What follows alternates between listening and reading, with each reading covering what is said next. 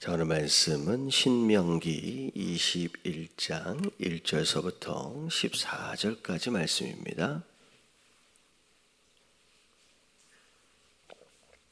신명기 21장 1절서부터 14절까지 교독합니다. 내 하나님 여호와께서 내게 주어 차지하게 하신 땅에서 피살된 시체가 들에 엎드려진 것을 발견하고 그 쳐 죽인 자가 누구인지 알지 못하거든.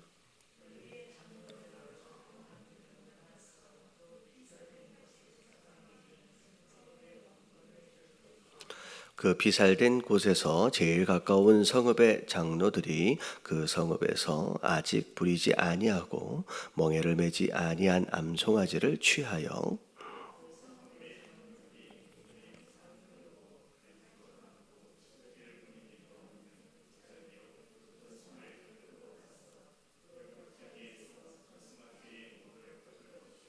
레위자손 제사장들도 그리로 갈지니 그들은 내 하나님 여호와께서 택하사 자기를 섬기게 하시며 또 여호와의 이름으로 축복하게 하신 자라.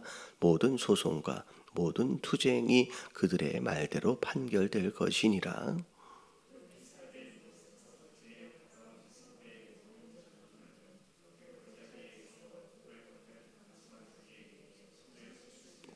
말하기를 우리의 손이 이 피를 흘리지 아니하였고 우리의 눈이 이것을 보지도 못하였나이다.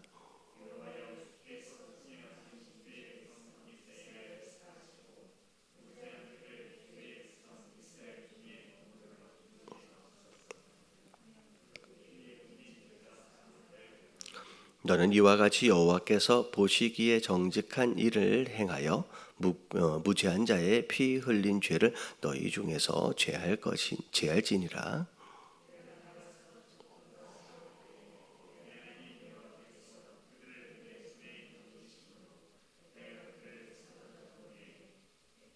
내가 만일 그 포로 중에 아리따운 여자를 보고 그에게 연연하여 아내를 삼고자 하거든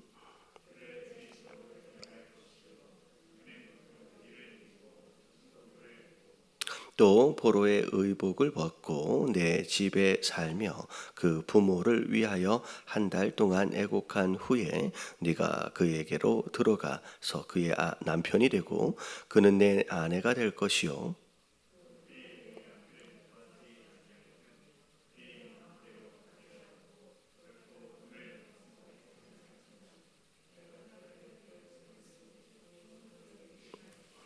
아멘. 자, 오늘 21장에 들어와서 이제 좀 색다른 내용이 좀 나옵니다. 자, 1절서부터 자, 이제 9절까지의 내용은 살인이 일어났는데 아직 범인을 찾지 못했을 경우에 자, 그럴 때 이스라엘 백성들이 어떻게 대처를 해야 되는지 그 내용이 이제 첫 번째 나오죠. 자, 1번서부터를 보면 1절서부터 내 하나님 여호와께서 내게 주어 차지하게 하신 땅에서 사실 축복으로 주신 땅이에요.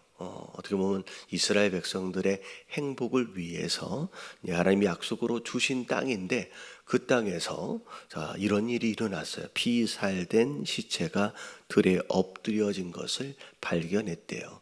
누가 죽였는지를 지금 모르는 상태입니다. 그 쳐 죽인 자가 누군지 알지 못하거든. 자, 이런 일이 일어나면 안 되죠. 축복의 땅에서.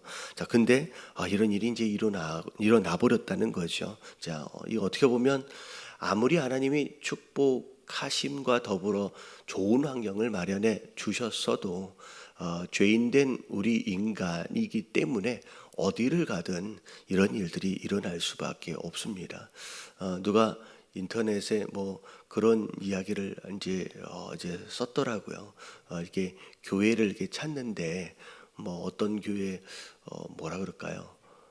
이제 본인이 생각할 때에 좋은 교회, 마음에 드는 교회, 정말 괜찮은 사람들이 있는 그런 교회들이 아무리 찾아봐도 없다라고 그런 얘기를 이제 쓴 게 있어가지고 어떻게 보면 교회는 거룩한 자들의 모임이 아닙니다. 우리가 이걸 잘 알아야 돼요. 일단은 교회의 어떤 정의 자체가 거룩한 자들의 모임이다라고 정의를 내려버리면 우리는 여기 있으면 안 되겠죠. 어떻게 보면 거룩이 뭔지를 알지만 사실은 거룩할 수 없는, 완전히 거룩할 수 없는 그야말로 죄인들이고, 어떻게 보면 마치 병원같이 환자들이 모인 곳이에요. 어떻게 보면 부족한 자들이, 지지난주에 말씀드렸던 것처럼 우리 다 공사 중이라고 말씀을 드렸던 것처럼, 사실 가나안 땅도 마찬가지고 교회 안에도 마찬가지입니다. 교회 안에 왔더니 뭐 이런 사람들이 있느냐? 그렇죠. 이런 사람들이 있으니까, 이런 사람들이니까 여기 와 있는 거죠. 어찌 보면 가나안 땅 안에서의 모습도 그다지 다르지 않다라는 거죠. 우리가 육신을 입고 있는 한 우리의 현 주소입니다. 자, 근데 중요한 건 뭐냐면 이런 일이 이제 일어났을 때 어떻게 대처를 하느냐, 어떻게 반응하느냐가 이게 교회와 세상과 다른 차이가 될 수 있다라는 거죠. 자, 분명히 범인이 누군지를 몰라요. 이제 그랬을 경우에, 자, 2절을 보니까 너희의 장로들과 재판장들은 나가서 그 피살된 곳에 사방에 있는 성읍의 원근을 잴 것이다. 다시 말하면 가장 가까운 성읍이 어디냐라고 하는 것을 확인하라라고 하는 거죠. 어찌 보면 이제 가까운 곳에서의 성읍, 뭐 거기에서의 누군가가 이제 이 사람을 이제 살해했을 가능성이 좀 높지 않을까라는 그런 생각도 좀 해보게 되는데, 자, 그렇게 해서 자 3절을 보니까 그 피살된 곳에서 제일 가까운 성읍의 장로들이 자 그 성읍에서 아직 부리지 아니하고 멍에를 매지 아니한 암송아지를 취하라. 장로들이 암송아지를 하나를 취했는데 이 암송아지는 한 번도 일을 해본 적이 없는 소입니다. 자, 그 소를 갖다가, 송아지를 갖다가, 자, 그 성읍의 장로들이 물이 항상 흐르고 갈지도 않고 씨를 뿌린 일도 없는 골짜기로, 자, 그 송아지를 끌고 가서 그냥 물이 계속 흐르는데 갈지를 않았대요. 씨도 뿌리지 않았대요. 그냥 물이 계속 흐르는데 굉장히 좋은 땅이라는 얘기거든요. 좋은 땅인데 갈지를 않았어요. 씨도 뿌리지 않았다. 이 이야기는 이제 특별한 장소로 가라 그러는데 흔한 장소, 가깝게 그냥 아무 데서나가 아니라는 거예요. 그 무슨 얘기인지 아시겠죠?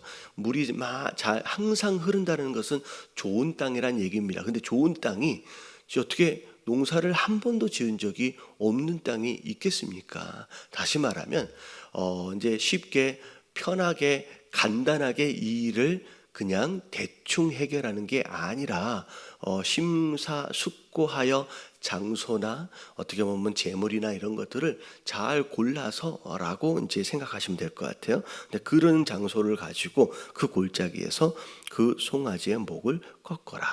어떻게 보면 대신 재물이 되어지는 거예요. 어떻게 보면 송아지는 잘못한 게 없지요. 근데 지금 살인자가 살해한 사람이 범인이 찾아지지가 않았어요. 근데 누군가가 그 죄에 대한 대가를 치러야 하기 때문에 그 대가를 가장 가까운 성읍의 장로들이 그 송아지를 구해서 그런 장소를 특별히 또 찾아가서 그 일을 하라는 거죠. 어찌 보면 누군가의 죄로 인하여 억울하게 사실은 죽은 누군가의 이제 상황, 그 상황에 대한 대가를 송아지가 그냥 대신 짊어지는 상황이 되어진 겁니다. 여기서 얘기하고 있는 이 송아지는 구약으로 신약으로 얘기할 것 같은 누구를 이야기하고 계시냐면 예수님을 이야기하는 거죠. 사실 우리의 죄 때문에 어떻게 보면 죄가 없으신 분으로서 대신 이 죄의 대가를 지불하게끔 그런 상황 가운데 자 장로들이 그 일을 하는데 자 그 일을 행하는 부분에 있어서 자 그것을 주관하도록 하신 자가 자 이제 레위 자손 가운데 제사장입니다. 제사장이 그 모든 일들을 주관하게 하셨는데 자 하나님이 특별히 그 모든 소송과 이제 모든 투쟁이 그들의 말대로 판결될 거예요. 그러니까 제사장이 하나님께 예배를 드리는 부분에 있어서의 집례를 이제 대신했지만 그와 더불어 이런 성읍들이나 안에서 일어나는 이런 재판의 일들까지도 함께 담당했다라는 거죠.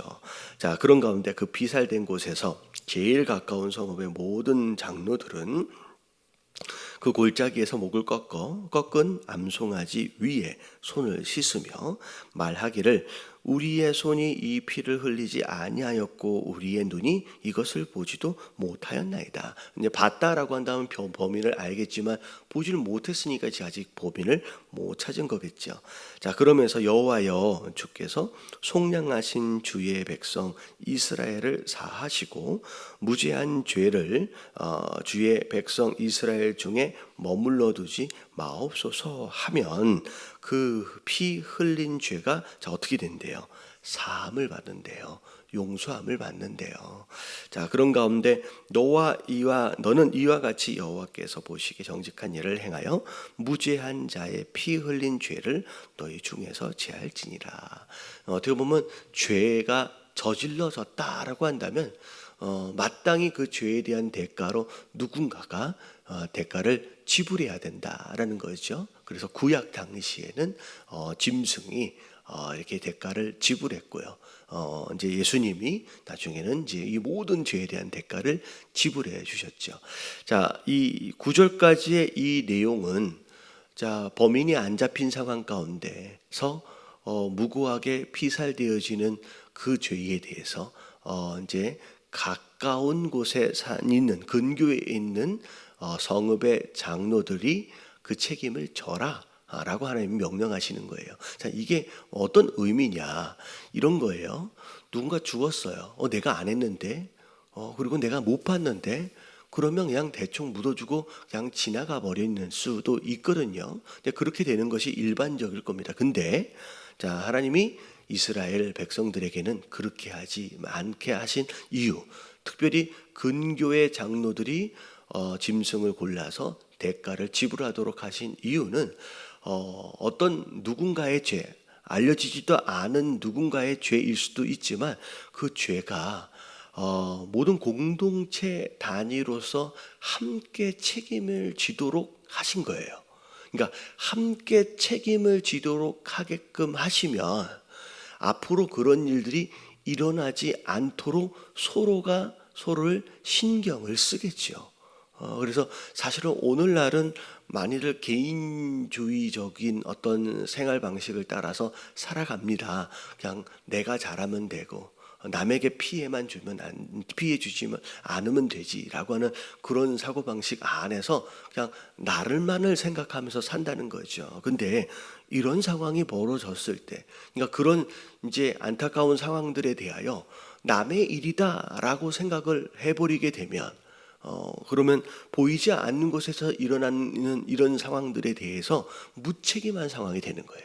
그러니까 서로가 서로에 대해서 이제 책임이 지지 않는.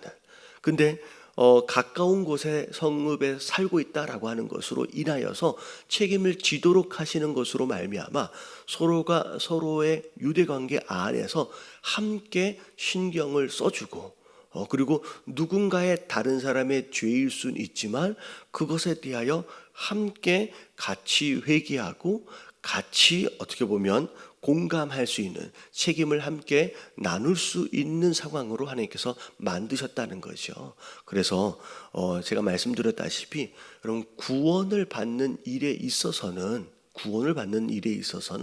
어쩌면 내 믿음으로 말미암아 내가 주님을 영접하는 것으로 말미암아 구원을 받는 것이긴 하지만 여러분 이 땅에서 누리는 축복에 대해서는요. 여러분 개인적으로 축복을 받는 것이기보다는 오히려 공동체의 단위로 축복을 받습니다. 그래서 가정의 일원으로서 아무리 내가 잘해도요. 우리의 가정에 어려움이 확 닥치면요. 그러면 다 같이 어려워지는 거예요. 다 같이 어려워져요. 그러니까 내가 교회의 일원입니다. 근데 내가 아무리 예배를 잘 드리고 아무리 신앙생활을 잘해도 교회 전체의 어려움이 확 임하면요. 나도 영향을 그냥 받는 거예요. 더 큰 단위로 얘기하면 아무리 내가 열심히 일하고 내가 잘 살아도요, 이 나라와 민족의 어려움이 확 닥치면요, 그냥 나도 영향을 확 받는 거예요. 이번 코로나 사태가 바로 그런 겁니다. 여러분, 우리가 코로나가 일어날지 우리 어떻게 알았겠습니까? 우리가 그것이 일어나도록에 무엇인가를 한 적이 없거든요. 갑자기 뜬금없이 그냥 중국에서 갑자기 뭐가 일어났다라고 하더니만 그런가 보다. 그 중국 일인 줄만 알았잖아요. 근데 그게 갑자기 우리나라에 확 들어오더니만 한바탕 뒤집어지니까 예배도 제대로 드릴 수 없는 상황이 벌어지고 경제적으로도 이렇게까지 큰 충격을 받을 줄 몰랐다는 거예요. 그러니까 내가 잘한다고 그냥 이 땅에서 그냥 잘 사는 게 아니라는 거예요. 그냥 복을 받는 게 아니라, 여러분, 축복은 내 주변에 함께하는 자들과 더불어서 같이 누리는 거예요. 그렇기 때문에 네가 그 땅 안에서 복을 받고 살길 원하느냐? 그러면 너만 잘하는 게 아니라 내 주변에 함께하는 모든 관계들 안에서 같이 신경을 써주고 같이 책임을 져주고, 심지어 이런 일들이 벌어졌을 때 내 일이 아니니까 라고 그렇게 하지 말고 네 소를 갖다가, 그러니까 가까운 근교의 성읍의 장로들이 책임을 함께 져라는 거죠. 그러면 그 장로들은 더 신경을 쓸 수밖에 없겠죠. 그래서 우리가 이런 거예요. 우리가 중보 기도라고 하잖아요. 나뿐만 아니라, 아니면 내 가정뿐만이 아닌 다른 자들을 위해서 함께 기도해야 할 이유 중에 하나가 뭐냐면, 나라와 민족이 어려워지고 이 도시가 어려워지고 전 세계적으로도 어려워져 버리면 우리는 그 안에 살고 있는 자로서 그 영향력 바깥으로 벗어날 수가 없는 거예요. 다 같이 영향을 받는다는 거죠. 그래서 함께 책임을 져라라고 하는 이런 의도는 공동체 안에서 서로가 서로를 챙겨주고 위에서 기도해주는, 여러분, 그런 우리의 모습이 필요하다는 거예요. 그래서 오늘 함께 기도하실 때 나를 위해서, 우리의 가정을 위해서도 기도할 수 있지만, 오늘 함께 기도하실 때 내가 어디 영향력 안에 있느냐라고 하는 것을 여러분 기억하시면서, 작게는 우리 교회를 위해서, 그리고 또 우리 나라와 민족을 위해서, 그리고 전 세계가 마찬가지예요. 우리 한국은 웬만큼 어느 정도 잡혀져 있다라고 할지라도 유럽과 미국은 지금 굉장히 난리가 아니거든요. 그러니까 전 세계적으로 지금 아프리카는 이제 시작하고 있어요. 그러니까 전 세계적으로 이게 다 마무리가 되지 않으면 한국은 계속 고립된 상태에서 이렇게 갈 수밖에 없다는 거죠. 전 세계적으로 하나님, 우리 함께 국류를 허락하시고 이 모든 것들이 잘 이제 마무리되어질 수 있도록을 위해서 우리 중보 기도하면서 같이 이 아침을 시작했으면 좋겠습니다. 자, 그리고 나서 이제 10절을 넘어가면 또 다른 내용이에요. 자, 전쟁이 일어났습니다.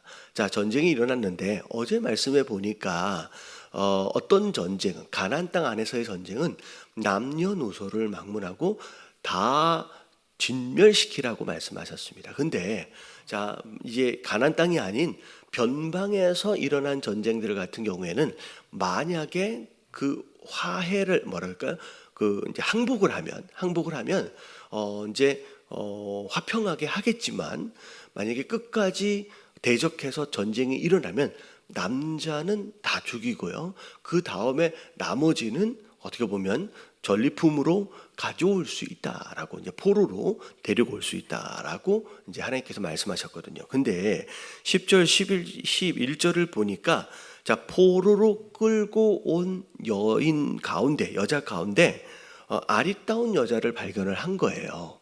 자, 그래서 이제 어떻게 보면 포로로, 종으로 끌고 왔는데, 이 여자를 내 아내로 삼고 싶다라고 하는 그런 마음이 만약에 든다라고 한다면, 자, 이렇게 해라라고 이제 지시가 이제 내려온 겁니다. 이제 지시를 허락하시는 거죠. 여러분, 이 상황이 가장 적절한 대표적인 상황이 뭐냐면, 여리고성 전투에서 구원을 받은 가족이 있었습니다. 누구의 가족이었냐면 이렇게 기생 라합의 가정이었죠. 기생 라합의 가정이, 사실은 라합이 그 여리고성에서 구원을 받고, 그리고 나서 어떻게 보면 이스라엘에 속한 자가 돼요. 이스라엘에 속한 자가 되는데 누구랑 결혼을 하냐면 정탐꾼으로 갔던 자들 중 가운데 한 사람하고 결혼을 하게 됩니다. 그리고 나중에 알다시피 이 라합은 나중에 누굴 낳게 됐느냐면 이제 그 라합의 후손들로 인해서 가정 가운데서 다윗이 태어나고 심지어 누가 태어나요? 예수님까지 태어나요. 그러니까 이 대표적인 예가 돼요. 이방인입니다. 적국이었어요.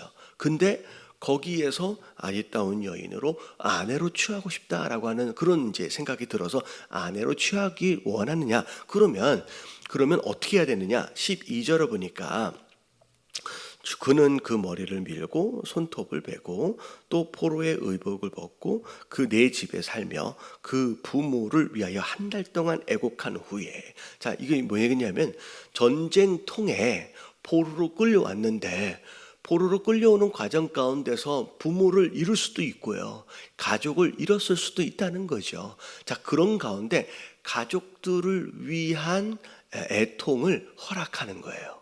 아버지를 위해서, 어머니를 위해서. 왜 그러냐면 포로로 끌려와서 다행히 자기의 목숨은 건졌지만 그것으로 가족들을 잃은 것으로 인한 트라우마는 계속 있을 수 있다라는 거죠. 그래서 그걸 한 달 동안의 기간을 주고 애곡할 수 있게끔 그렇게 시간을 두는 거죠. 그리고 나서 남편이 되고 아내로 데리고 올 수 있다. 그래서 이 아내가 더 이상 이제 포로나 종이 아니라 자유인으로서 아내가 되도록 허락한 거예요. 근데 문제는 그 다음이에요. 그 후에 네가 그를 기뻐하지 아니하거든. 그러니까 질렸다는 거예요. 싫어졌다는 거예요. 처음에는 외모만 보고 이쁜데 아내 삼아야지 그렇게 했는데 살다 보니 이런 마음이 들었다는 거죠. 여러분, 이런 마음이 들면 안 되잖아요. 그렇죠? 근데 안 되는데, 자, 되게 신기한 법입니다. 그의 마음대로 어떻게 하게 하래요? 그냥 내보내주래요. 그리고 뭐 하지 말라 그러면 돈을 받고 팔지 말려. 이제는 왜냐면 포로나 종이 아니기 때문에. 그리고 네가 그를 욕보였은즉 종으로 여기지 말지니라 라고 하나님 말씀하시는 거예요. 여러분, 이게 굉장히 이상한 법입니다. 근데 어찌 보면 하나님께서 지시하신 이런 율법의 내용들을 보면 어떤 내용들이 있냐면 일단 기본적으로 우리가 죄인이다라고 하는 것을 전제로 깔고 있어요. 여러분, 이거는 솔직히 하나님의 선하신 뜻이 아니에요. 마치 예수님 당시에 제자들이나 바리새인들이 이혼 증서에 대한 질문이 있었잖아요. 여러분, 이혼 증서와 비슷한 개념입니다.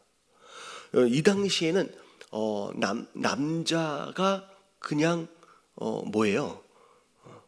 여자는 그냥 소유물처럼 여겼던 그런 상황입니다. 이 고대 당시에는.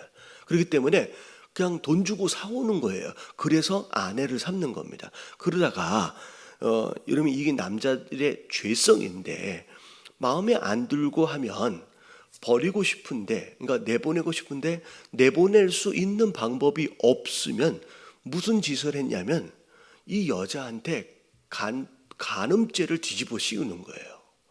그래서 심지어 이 여자를 어떻게 버려요? 그냥 죽여버려요.